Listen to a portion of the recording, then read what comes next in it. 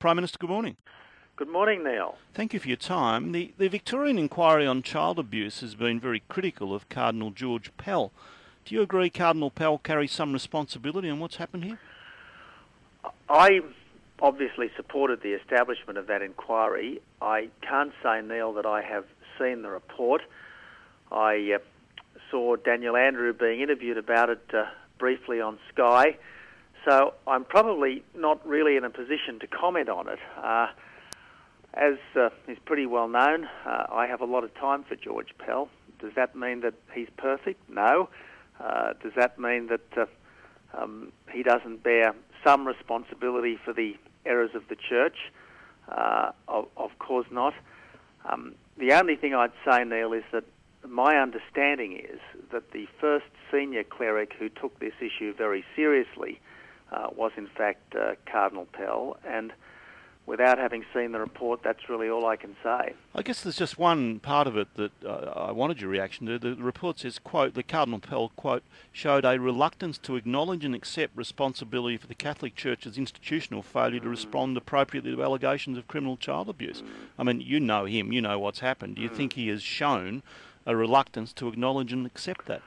Well, I didn't see his evidence before the committee, and I haven't read the report. He is, in my judgment, a fine human being and a great churchman. Is he perfect? Has he handled every issue perfectly? Of course not. As I said, all I know is that he has, by repute, been the first senior cleric in Australia to take this issue seriously. Of course it has to be taken seriously. Of course, all of the institutions which have in the past and maybe even still not handled this thing well need to lift their game, and obviously anyone who has committed the hideous breach of trust involved in child abuse needs to be brought to justice. I guess as probably Australia's best known Catholic and a former trainee priest, do you accept the Church did cover up and move pedophiles around? Well, again, I was a seminarian for a couple of years. I wasn't involved in matters of policy, and I wasn't involved in administrative decisions, so I just don't know for a personal fact what was done.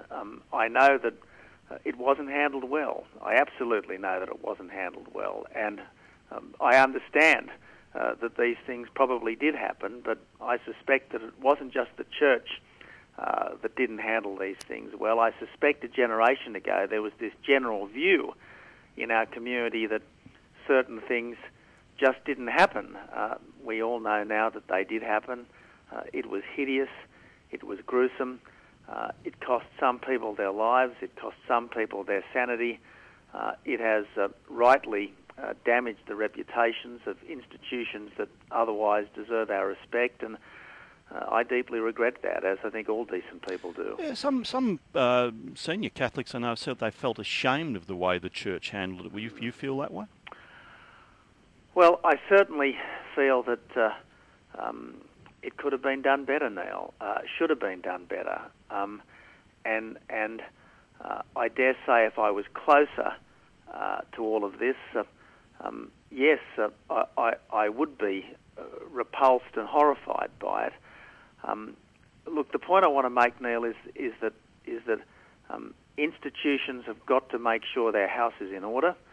Institutions have got to make sure that as far as is humanly possible, there is restitution for wrongs done in the past, and any individual who has been guilty of these horrific crimes needs to be brought to justice. Will you look at the recommendations with a view to, if they need to be implemented federally? I mean, one of the key one to me seems to make it an offence to knowingly put a child in danger. In other words, to move the priest or whoever around rather than deal with them. Will you look at those recommendations with a view to federal involvement? Well, there is a federal Royal Commission taking place. Yeah, it's going to take a while, though. It will, and obviously these are matters which in the first instance would be the responsibility of the Attorney-General, and I have no doubt that he would look at this.